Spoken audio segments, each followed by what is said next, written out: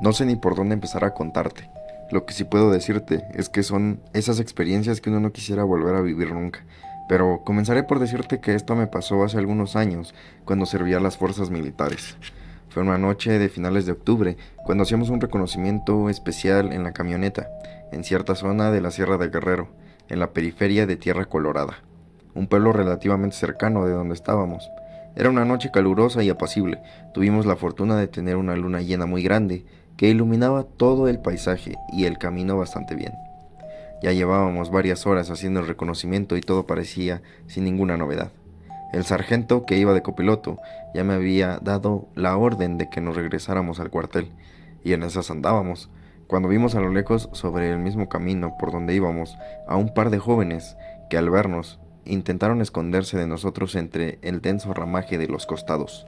Se nos hizo sospechoso, mas no extraño. No sé por qué, pero hay civiles que nos llegan a tener desconfianza.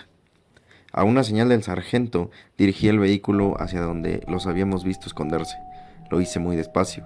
Me orillé lo más que pude sobre ese sendero angosto. Detuve la camioneta y descendimos, el sargento y yo. También había un compañero cabo y otro compañero raso. Ellos permanecieron en la parte trasera de la camioneta, con las manos en la ametralladora. Con cautela, pero sin actitud amenazadora, nos acercamos al ramaje y les pedí de favor a las jóvenes que salieran de ahí. Fue algo extraño, pero en ese momento se hizo un silencio muy profundo.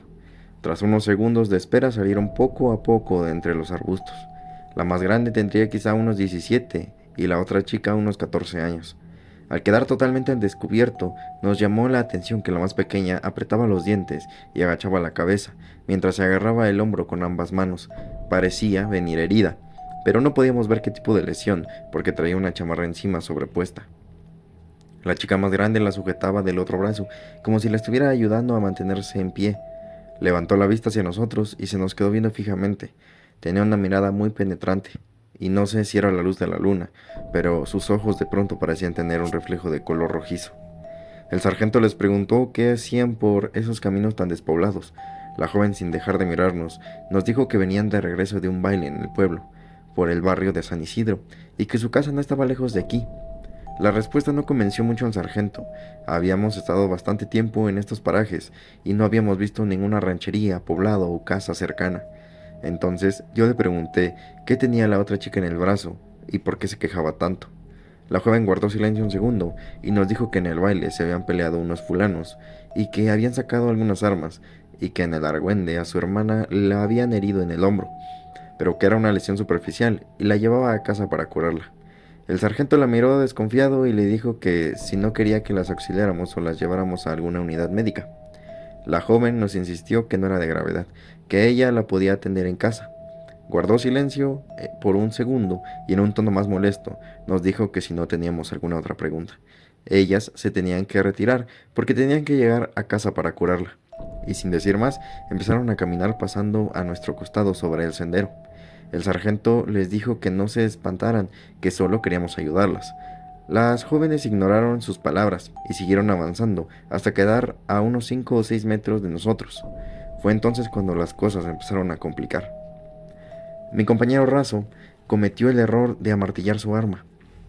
Al escuchar ese sonido, las jóvenes se detuvieron sin darse la vuelta. En ese momento empecé a sentir que corría un viento muy helado, algo muy poco común en tierra caliente, y de pronto me pareció que todo se quedaba en silencio. En verdad fue algo muy extraño, inclusive me pareció ver relámpagos en un cielo totalmente despejado. Fue entonces cuando escuché la extraña voz de aquella joven, mientras nos decía que no quería hacernos daño, que podíamos darnos la vuelta e irnos a casa con nuestras familias. A mí me desconcertó mucho la forma en la que nos dijo. El resto de mis compañeros lo tomaron con más humor y no pudieron evitar reírse un poco. El sargento les insistió en que solo queríamos ayudarlas. Entonces la joven le dijo que mejor ayudara a Gabriela, que ella lo necesitaba más en ese momento. El sargento abrió los ojos sorprendido y se puso pálido. El resto de nosotros nos quedamos mudos y desconcertados. Gabriela era el nombre de la ex esposa del sargento, de quien tenía poco de haberse separado por una infidelidad de parte de él. Sabíamos de los problemas por los que estaba atravesando, no solo del proceso del divorcio y la pensión, sino además de la depresión por la que estaba pasando, porque su exesposa había intentado suicidarse hace algunas semanas y aún permanecía hospitalizada, y el sargento cargaba con toda esa culpa. Un poco más repuesto de la sorpresa, con cierto temor, le pregunté que cómo sabía quién era Gabriela. La joven continuó de espaldas a nosotros y entonces empezamos a escuchar una suave risa que se fue convirtiendo en una carcajada macabra que retumbaba en todo el paraje. El solo recordarla me erizaba la piel. Volteé a ver a mis compañeros, y aunque trataban de disimularlo, en verdad estaban muy espantados. El sargento recuperó el temple y le pidió a la joven que respondiera a la pregunta que se le había hecho y que se diera la vuelta. La chica continuó riéndose otro rato más, y después se cayó repentinamente, y volvió a insistirnos que nos diéramos media vuelta y nos fuéramos por donde habíamos venido. En ese momento intenté dar un paso hacia donde estaban, pero ella levantó la mano a la altura de su cabeza y me advirtió que si solo daba un paso más, yo sería el primero en caer y que no volvería a ver a mi esposa ni a mi hijo otra vez. Me quedé congelado al escuchar los nombres que ella mencionó. ¿Quién carajos era esa joven que sabía tanto de nosotros? No moví ni un solo músculo. Entonces escuché a mi costado que mi compañero Cabo, que era de la región, balbuceó casi para sí mismo: es una Tlahueliloc. Apreté la mandíbula y le pregunté: ¿una qué? Mi compañero Cabo temeroso dijo en voz baja: una bruja. En ese momento, como si nos hubiera escuchado, la joven bajó la mano, agarró del brazo a su hermana y empezaron a caminar. Las vimos alejarse poco a poco sobre aquella vereda, sin que uno solo de nosotros hiciera el menor movimiento.